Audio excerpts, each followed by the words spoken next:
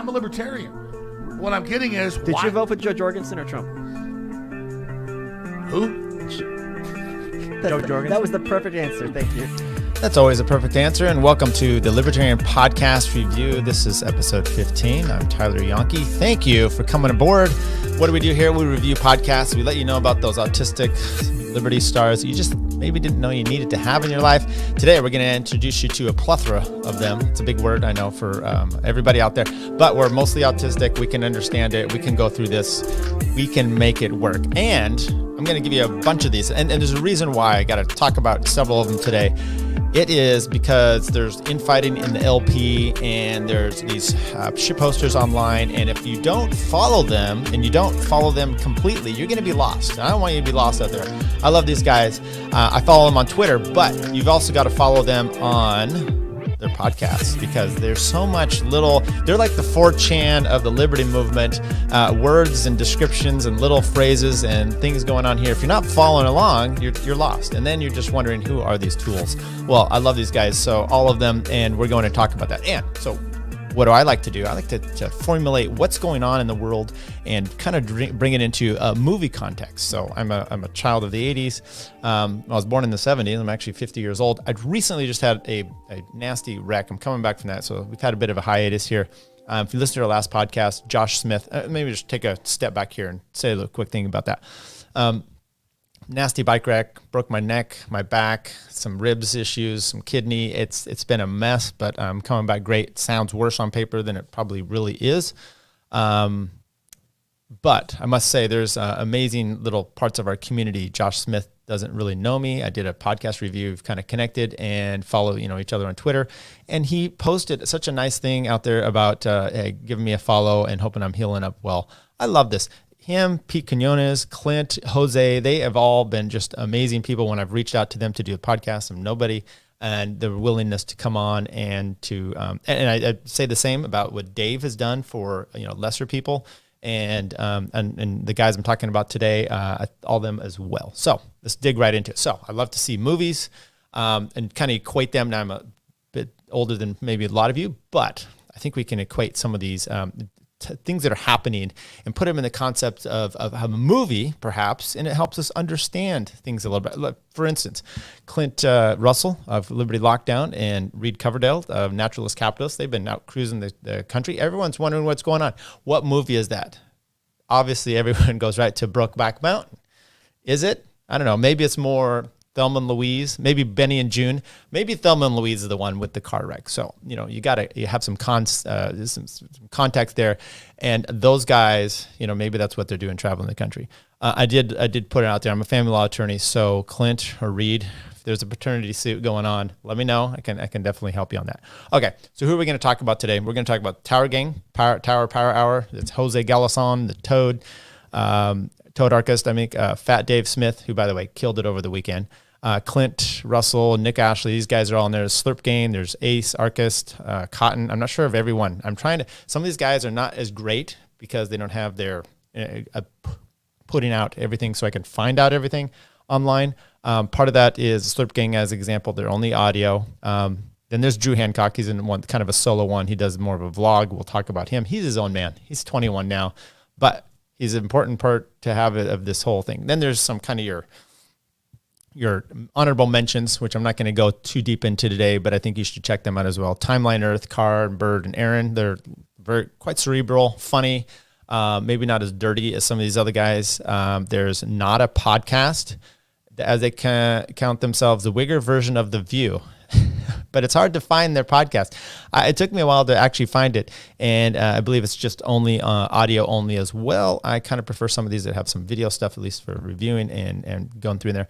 But okay, what's the important part of these people? I call them maybe the cool kids, right? So we've got this faction going on in the Libertarian Party, and I started to think about it when. So there's a lot of infighting. There's weird dynamics. I don't always know. There's a different vibe altogether that you're getting from some of this. And, they have the takeover language of the Mises Caucus. And then there's Dave Smith is, really causing trouble. The last two parties, chairmen, you had Sarwak. He's been nulled and left out. Then Joe Bishop Henchman, he's left as well. There's a Libertarian faction, and all the friction, and they're just hard to handle. I mean, the soy boy vibes that you're getting from them on a daily basis is rough to watch. If you actually saw their Fakertarian or Libertarian episode with Nick Ashley and Joshua Smith on there, that was rough, rough going with those guys. But I loved Nick and Josh going on there and kind of having a big conversation of that. So what's the real deal? Well, is this all about power? You think, oh, it's all about power, but I don't think it's all about power. Matter of fact, recently watched this documentary. It's called Psych. It's an engrossing story about a psychic detective and his chocolate sidekick. They give some revelation to me, so I think we'll play a little snippet of that and see what you guys think as well. Looking for info on our beloved couple. Anything that might say future killers. What does that word even mean anyway? Greatness. It's like they purposely set you up for failure. I mean, what have I done in my life that anyone would say was great? Dude, the perfect cocoa roundness of your head alone makes you great. That's easy for you to say, Sean. No one had any expectations you would amount to greatness. Gus, don't be an incorrigible Eskimo pie with a caramel ribbon. It doesn't matter what these people think of you, but, and I put this out there as a challenge to you, you really want to show them you've lived up to your potential? Help me solve this case, please. Come on, how many of our classmates are out there solving a murder tonight? Huh? A handful? Maybe? You could be one of them.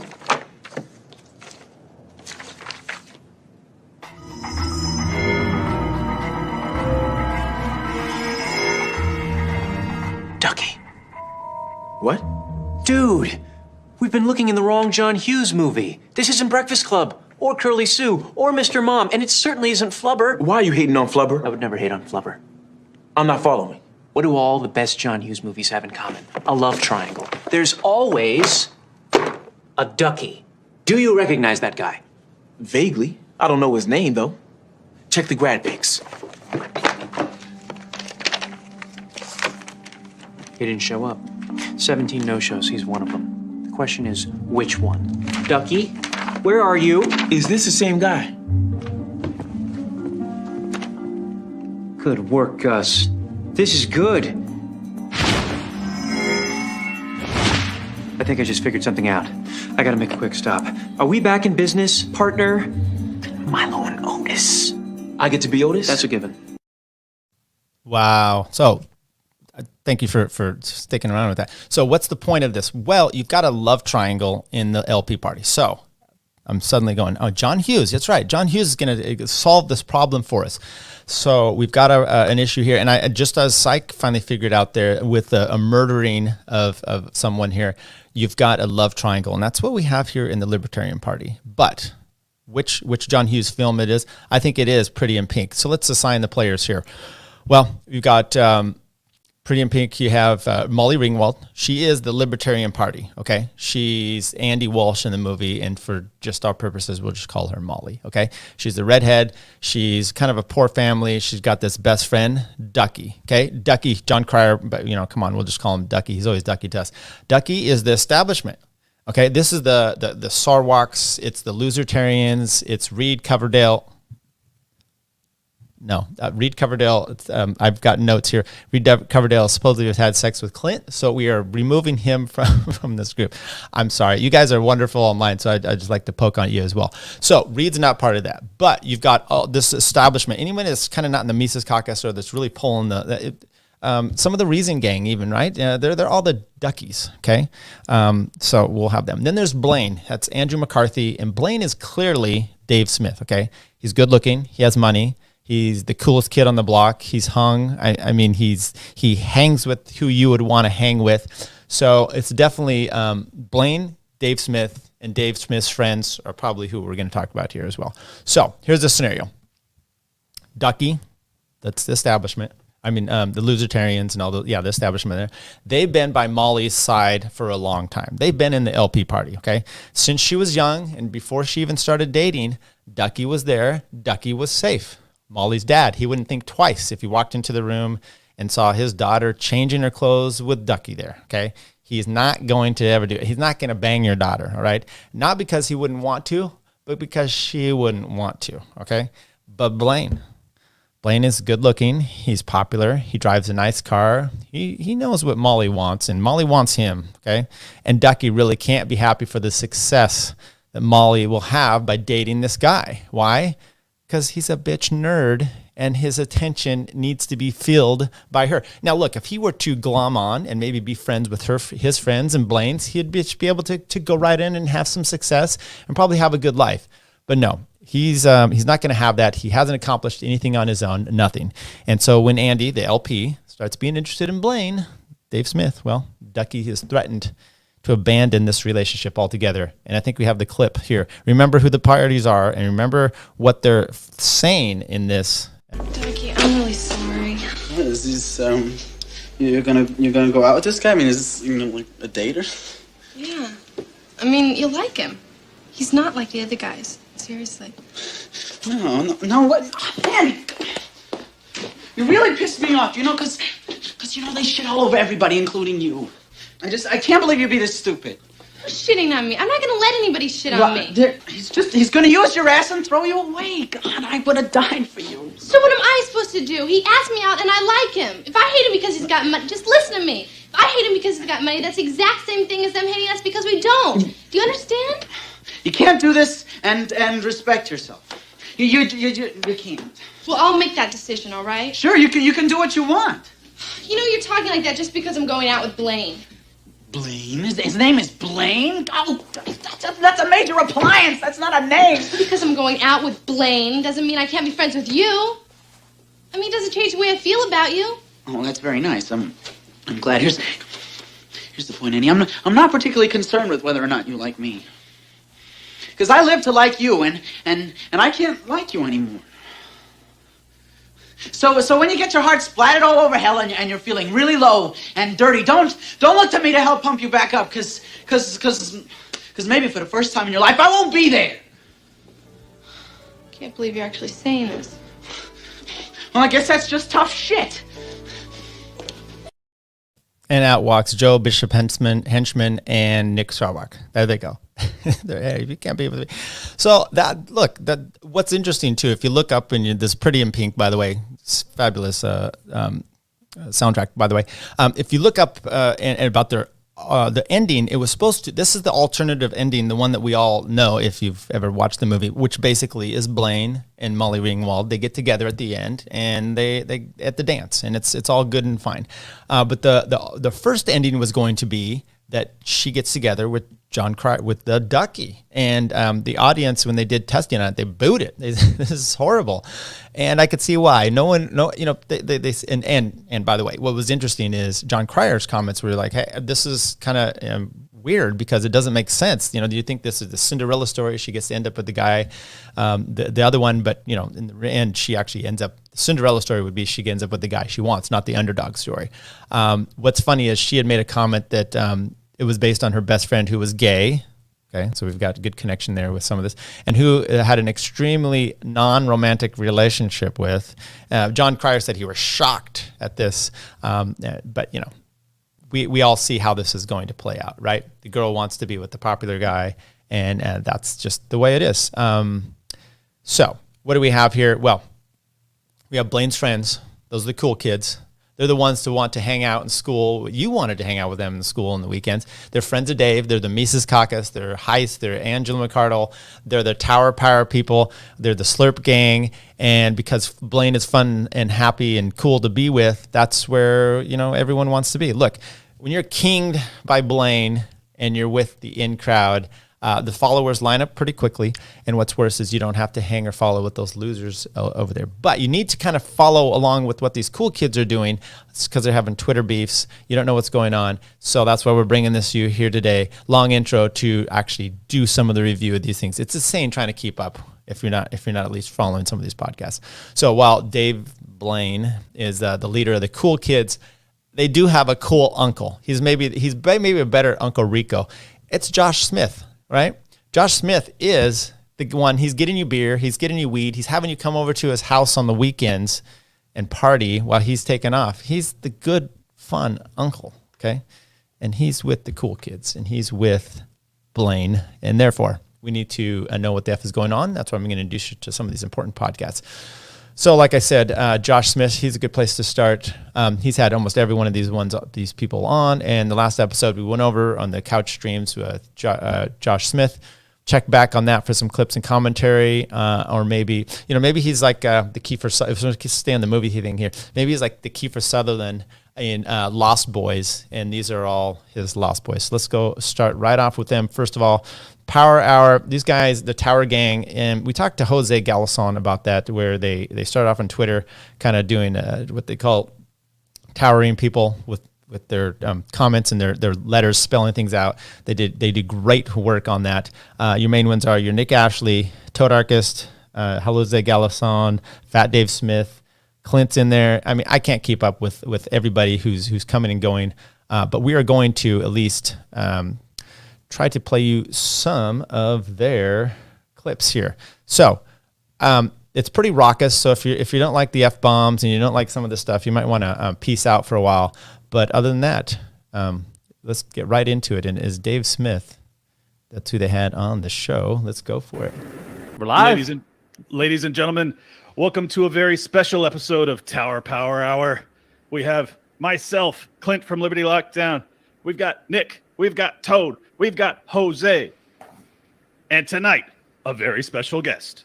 Some say he's the biggest name in the libertarian podcasting. When he walks, the earth shakes beneath his feet. When he enters a room, the winds of change shift their direction. When he does stand-up, they have to replace the stage because he wrecks the joint.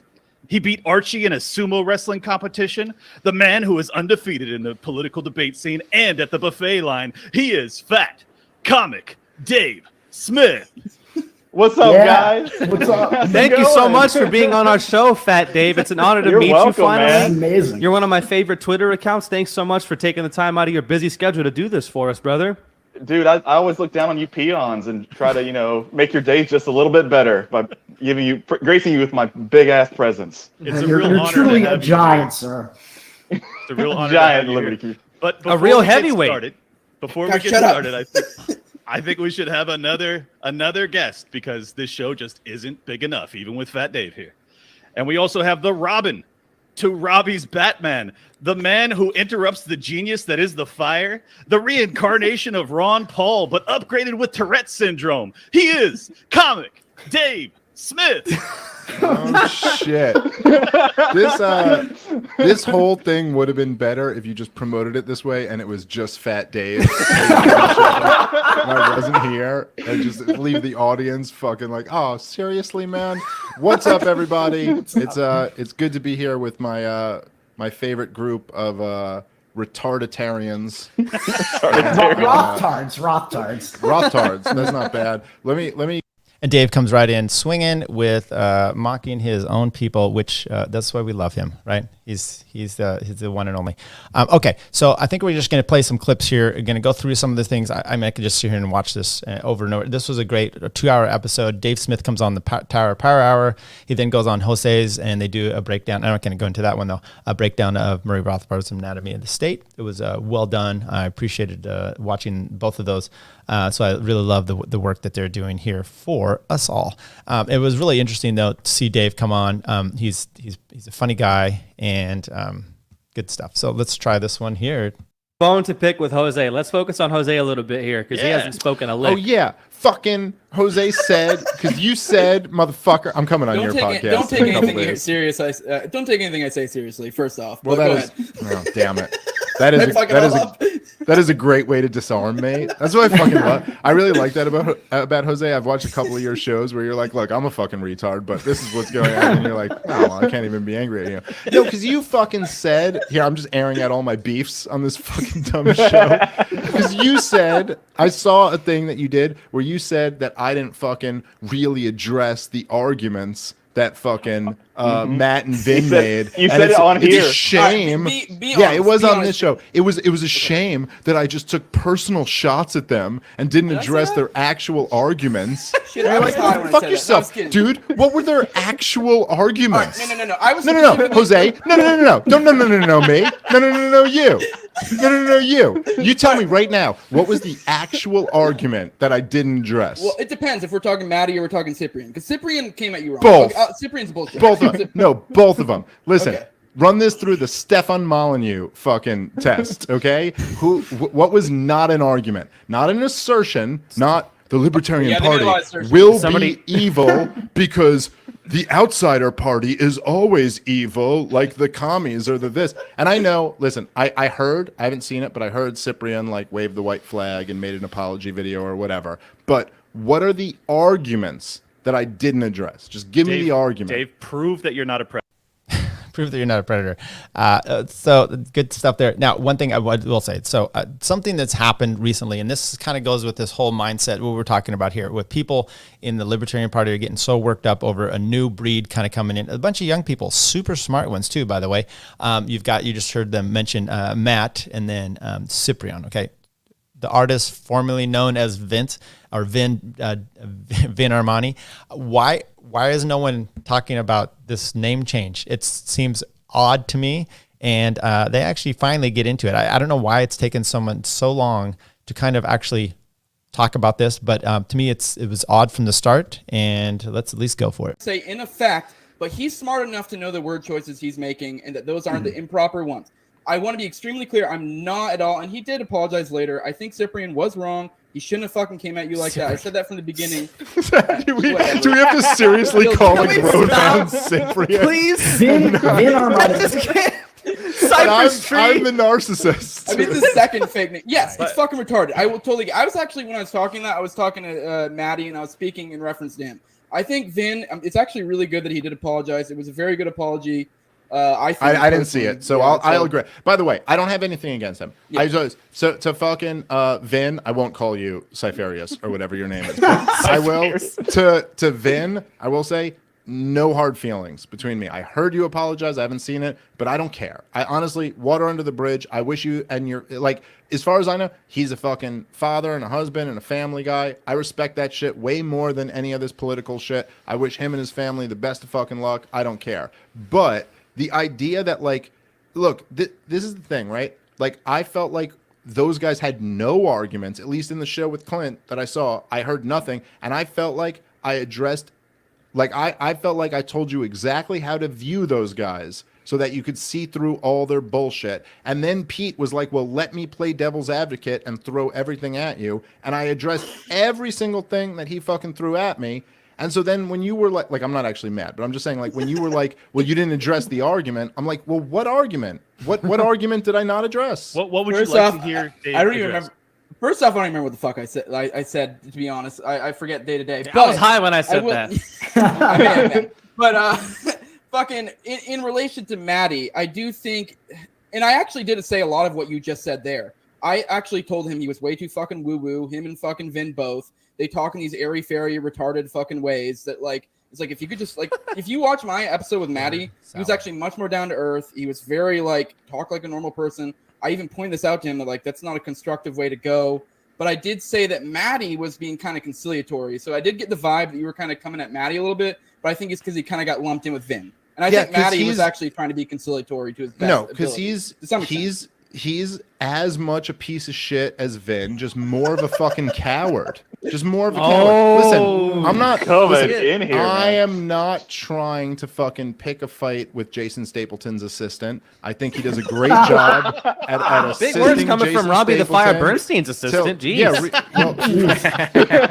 Damn it, you stole my joke. I've been waiting to say that joke. Oh, I'm sorry, Cole. I'm sorry, man. I fucked you up. I think he does a great job. I'm sure that he's a smart guy, and I'm sure that he's a good father, and I'm sure that he gets Jason's dry cleaning delivered on time. But the point is that he said, right, which he said to you, that I'm not willing to have this conversation anymore. It's always just these assertions about what they know about reality. I'm not willing to have these conversations anymore because I'm already in running for president mode, and I'm not in the mode of having debates anymore. That's why I'm on this show right now, because I'm in running for president mode. I'm not willing. That's how you know Dave Smith, comedian, does well. Look, by the way, he might. I've said this before. When you're gonna go out on the presidential trail to get some blue hairs, some old people, perhaps the F-bombs will need to be mellowed out just a little bit.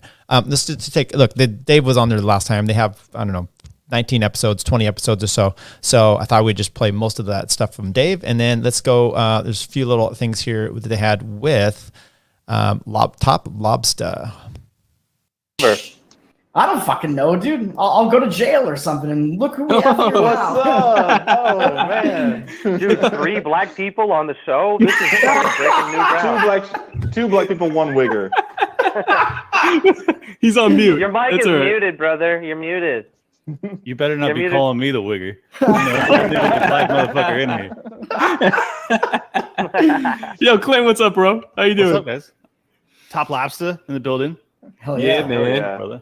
I'm just No, making this sure is my weird. audio's on the right context. It's weird talking to you guys, like you and Nick and all you guys. Like, I just see you guys in text, but this is pretty cool. Yeah, man. Oh yeah.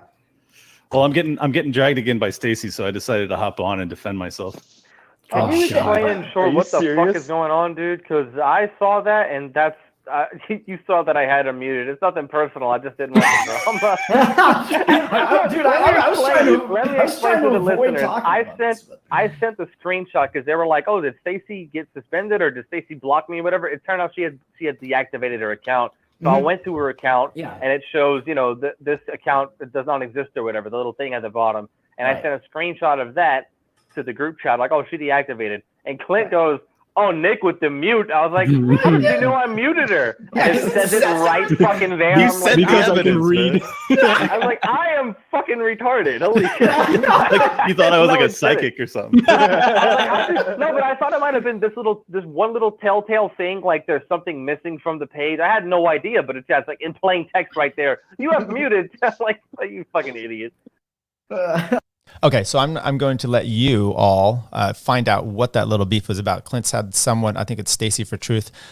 She has her own podcast and show she does, and she's been on with Pete Quinones quite a bunch there. So maybe check out what's going on. This is my point of these things. So you get these Twitter beefs, you get these interesting little things going on. Comic Dave Smith went nuts this weekend and then Malice is joining in about someone that I don't even want to get into it here about a teacher.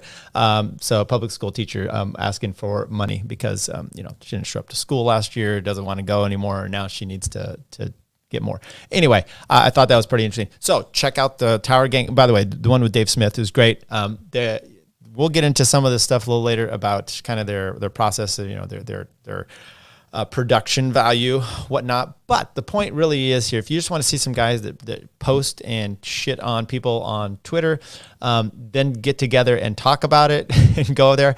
I think it's a must, and they have some guests on, and it's a lot of fun. It's kind of like they actually described it, Legion of Skanks meets Liberty. So somewhat there.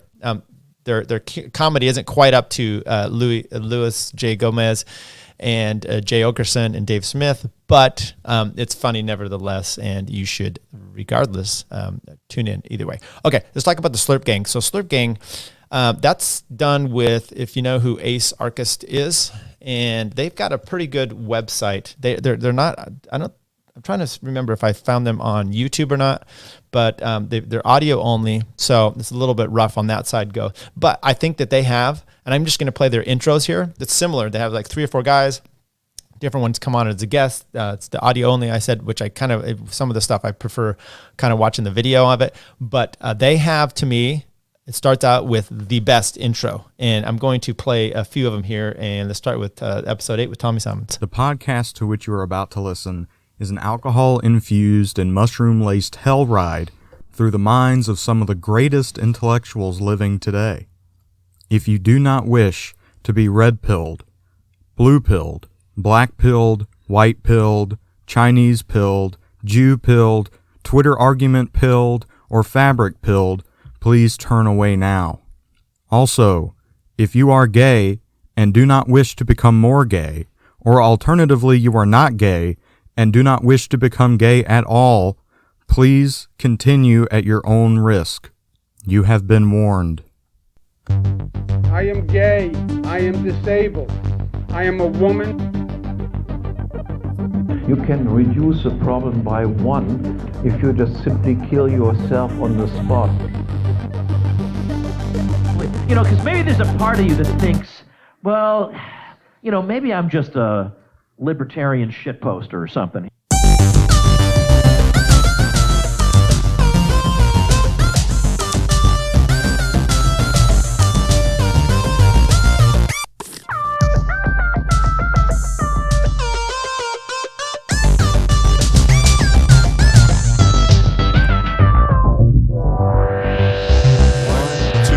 Slurp. Okay, so this I'm not going to play too much of this one other than the intro because it's got a really bad echo going on there. So you got some problems with that. And by the way, like I said, I'm going to talk about a little bit about this. Best intro, and then the audio kind of lacks. I don't get that one where they have such ability to put together a tremendous intro and not to follow that up with continued quality podcast audio, whatnot. So this is one they had with Nick came on board, and let's hear this one. Hey, bitch. So you thought you could just open up Spotify and listen to Slurpgang? Well, you were wrong. Very wrong. We know where you live. Release Aaron and Steppy from the basement, and you can resume your gay podcast. I am Bird's dad, and I will not stand for the abuse TLE has been getting at the hands of these obviously gay losers. Release the commie and the egg slonker, and you can get your intros back. Skewer. I am gay. I am disabled. I am a woman. You can reduce the problem by one if you just simply kill yourself on the spot. You know, because maybe there's a part of you that thinks, well, you know, maybe I'm just a libertarian shitposter or something.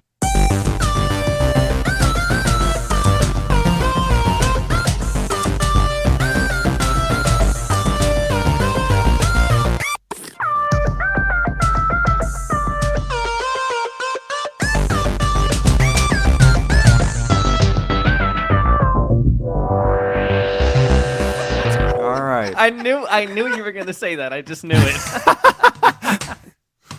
Okay, that didn't make it in the podcast. All right, we've started. What didn't make it in the podcast, everyone? dude? All right, the N-word. We're moving on. The N-word. No, we're moving The on. S-word, dude. Come on. So look, their platform here coming on here, it makes it difficult to timestamp if I wanted to get to some specific clips that I wanted to do. So it's really difficult, but we can jip in here, join in progress, and see what's the going slope. on. What are you, Chinese? Hold on. I can ski down your fucking forehead, Jay. I'm going to go beat the slopes. I'll be right back. I'm going to go hit the slopes.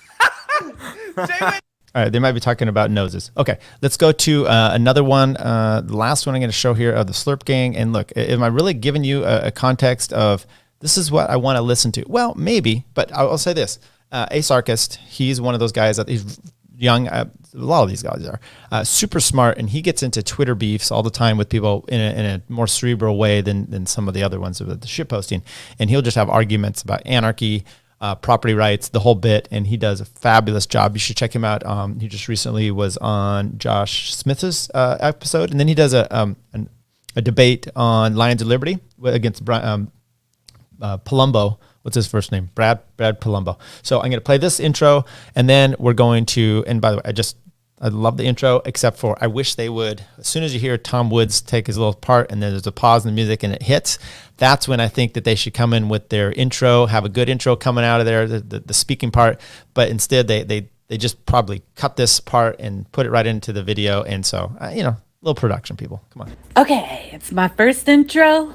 Gonna do it perfect. What up, Slurpgang? Oh, no, that's terrible. What is up, Slurpgang? Mm-mm. What up, Slurpgang? What up, Slurpgang? What up, Slurpgang? Mm-mm. What up, Slurpgang?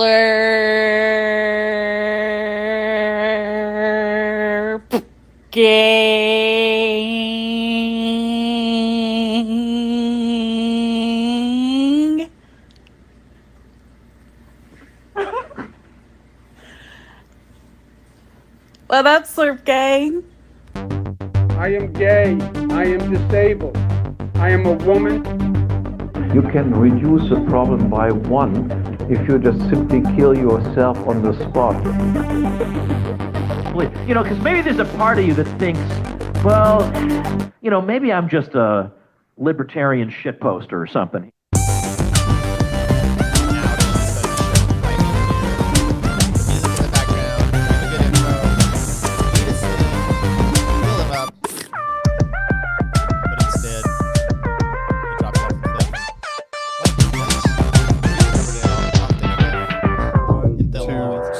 calories are full. Okay. Take it away, Ace. Oh, well, welcome to the next episode of Slurpgang, where Khan is going to sit back and do nothing this episode because he looks drunk. And we have a very special guest this week. I don't appreciate that. Yeah, okay, cool it, Cal. Don't tell me to cool it. Don't tell me to cool it, buddy. All right. Okay. So this week we have a very special guest, Reed Coverdale. Reed, how you doing? I'm doing well. Thanks for having me on. I've listened to a few episodes. Definitely looking forward to this. So. Oh, you'll be regretting it in an hour, don't worry. I'm sure. Yeah. Let's do a join in progress middle of the way through the podcast, just like a little nugget. Okay, yeah, I did fuck it up. I was like, you're packing a baby in there, man. Jeez. Yeah. Okay, I hit dead air. Let's see. You should have just went with it, Reed. You should have no idea, right? Let's see. All right, so that was kind of a blown one there. Okay, so once again, Slurpgang, good stuff. You're gonna have to maybe go through some of those to get it. Good hours or so episodes there. Funny stuff. And once again, these are important seminal people on Twitter, part of the libertarian underworld in a sense, part of those cool kids that hang around with Dave Smith, Blaine. So you're going to need to understand what's going on with them to get full context of everything. Next one we're going to talk about, and last one, is actually our buddy Drew Hancock. Drew came to prominence. Here's his Twitter page. He is out of this world. He's just turned 21. I can't even tell you what he's. I guess the best way to describe it is he's kind of a taller, younger. American version of Michael Malice. Okay, he came out, and we're going to talk about his video here real quick that he did because he had what's it called, Lockoutdays, and he came out with his first one called Blue Pilled Libertarians, and it hit the big time. Michael Malice talked about it. Dave Smith talked about it, and it was fantastic. It's like a 7-minute video, and with that, we'll play the first parts of it, and then we'll play some clips of it, and then talk about that.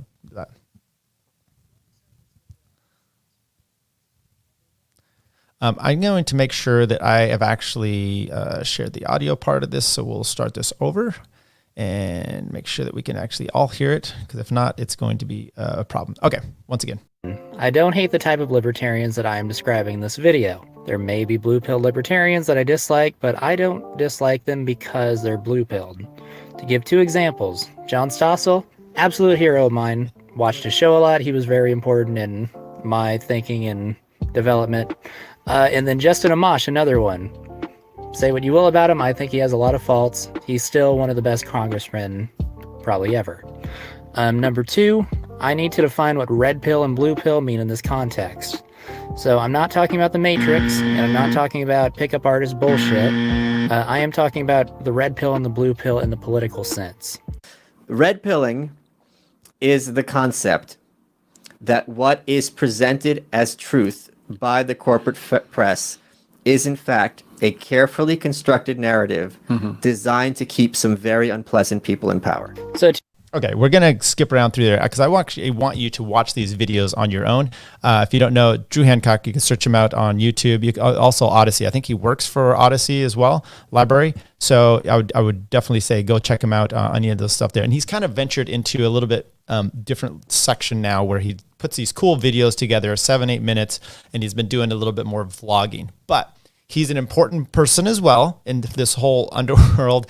4,000 some Twitter followers, which is nothing in the overall scheme of things, but it's a decent amount, and he pushes the needle in a lot of it that's going on. So 21 years old, fantastic, and this is kind of his reason for making this video in the first place. At their best, blue-pill libertarians simply attempt to hide the radicalism inherent in the ideology. At their worst, blue-pill libertarians become part of the cathedral.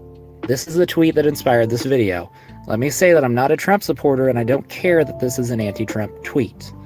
The issue with this tweet is the notion that challenging election results hurts us as a country. All right, I'll read the tweet for the audio part. What the president is doing is not healthy. He has the right to pursue legal challenges, even futile ones, but he is hurting himself and the country with his absurd proclamations. Republicans in Congress need to intercede. In reality, Trump challenging election results only affects the cathedral's claim to power, which Amash is now reduced to defending. There is evidence that Amash is well-read and knows his stuff. I'm trying to represent my district in a fair way, and they'll see that I'm doing a good job, even if there's some disagreement on the votes. The lens that you view the world through is equally important as your level of knowledge. Amash may be well-read, but his blue-pilled worldview makes him miss the bigger picture. Even if it is your position that Trump has legitimately lost the election, I don't know how to describe scolding him for challenging the results other than simply just missing the mark and the entire point. Okay, so now we're going to go into some hidden nuggets that are within the video, and that you got to kind of watch them and sometimes you got to. I did a one frame pause once where I caught something that was fantastic. So, controversy and the LP. So the Libertarian Party types are the most prone to being blue-pilled. I think this has to do with more the nature of politics itself. Those most likely to join the LP are those who still have faith in the political process. The obvious exception would be the Mises Caucus, whose desire is to have the party's focus be more towards education and conversion rather than simply winning elections. But I think generally the LP attracts more blue-pilled people. I would contend that the blue-pilled LP members... Okay, those are some nuggets you have involved in there. Okay, so his take on Gary Johnson, which, by the way, he finds the most fantastic, he being Drew Hancock, finds some of the most fantastic little clips and stuff to include in his videos, and here we go. Blue-pilled libertarians have a radical political philosophy, but they don't want controversy. They want to downplay the controversial aspects of the philosophy, of which there are many, and pander to whatever way of thinking the corporate press is currently pushing. This is why Gary Johnson didn't hesitate to call Trump a pussy. I'm going to do a 3,000-mile mountain bike ride here, upcoming. Trump's a pussy. And why he called Hillary Clinton a wonderful public servant. Hillary Clinton. Hillary Clinton. A wonderful public servant. This is why Joe Jorgensen and Spike Cohen supported Black Lives Matter. Okay, I hope that was he being facetious there about calling her a wonderful person? I don't know. Drew then goes on to indicate, basically tells us to all be brave, which I think is a good. You won't be respected if you back down from what you believe. Well, can I ask you one quick question? Oh, no. Sure. So you voted for Gary Johnson. Have I won your vote? That's good. That's good, Joe. Listen, I am so frustrated by what is happening. So follow in Ron Paul's footsteps. Don't be afraid to stand up for liberty. If someone pushes you on a position, stand by it. The LP should do the same. Run candidates who can speak powerfully about difficult subjects and aren't afraid to stand up for what they believe. The cathedral is not your friend, nor do you want it to be. The LP is doing its job. It will never be respected by the cathedral, so they should stop trying. Own up to your beliefs. Don't fight for respect from people who hate you. Don't alienate your own. Be brave.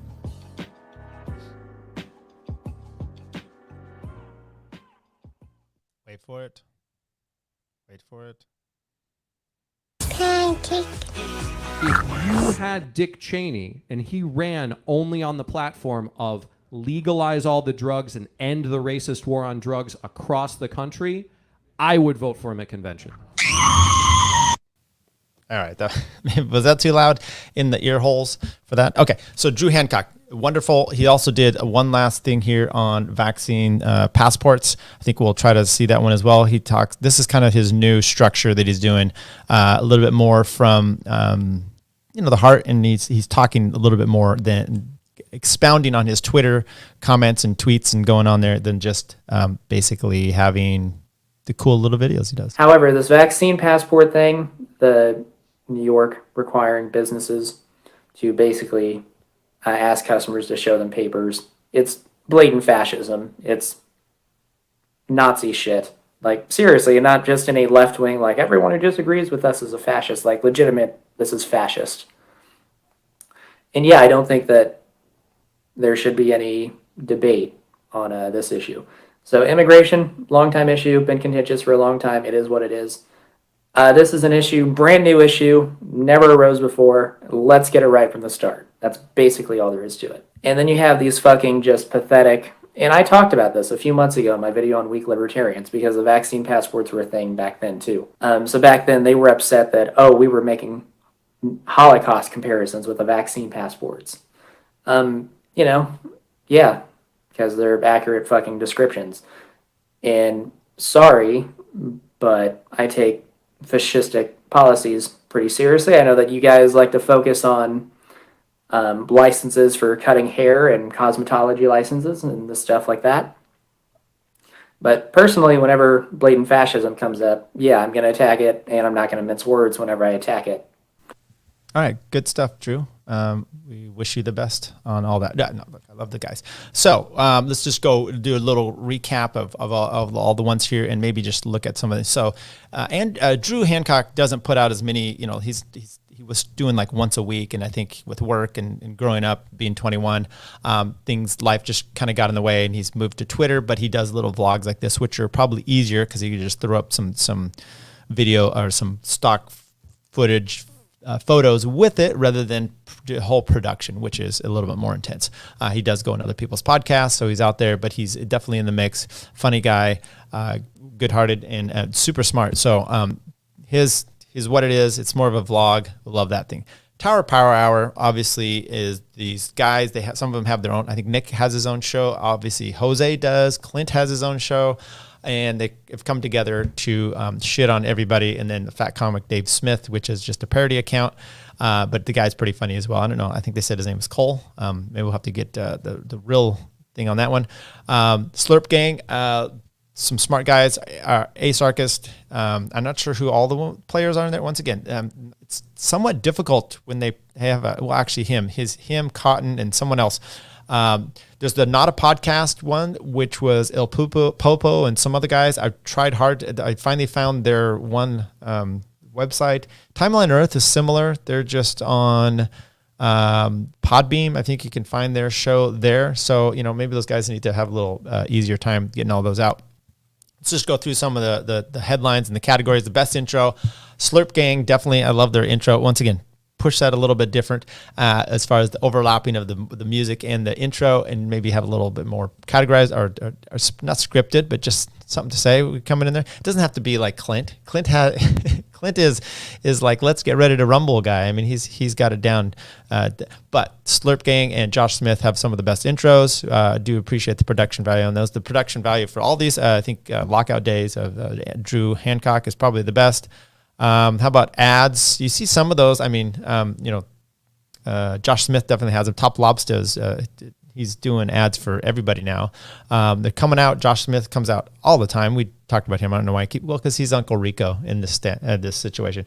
So the other ones, they're doing it about once a week or so. They all have like a Patreon, so you can go and subscribe and get them there. Tangible stuff. Look, there's not necessarily interviews. It's just a bunch of guys talking, and they're all funny, and so it's good. It's a little bit of an interview. They do have that ability to, because these guys are going on shows themselves. None of these guys are boring here. They all have the ability to riff and have their own opinions. I don't think they do any research themselves other than just basically reading every day. So I think these are mostly all ANCAP to minarchist types in there. I haven't really seen too much of everything else. Can you share this with normies? Probably not. I would say, look, and Drew had the perfect thing there about the blue-pilled libertarians. I think those are necessary, though. We've talked about that before, where you need them, you need a slippery slope to get you down. You don't just fall off the cliff, because that could probably put you in, as Michael Miles said, take one pill, not the whole bottle. So maybe you want to lean these guys in here. If some people are following them online, then maybe do that. Other than that, is there conspiracy theory content? Well, nothing is sacred with these guys. So could be, I don't really know. They're not normal. They're not conventional. And that is why we love all the cool kids. So once again, this week, I appreciate everyone for joining us. Hope you enjoyed and got a little bit out of that thing. Look, the Pretty in Pink movie is the ideal movie when we're talking about the Libertarian Party. And I think you are seeing that. These people are, when people talked about that before, they get a little bit of power in a small world, a big fish in a small pond. They think they're important.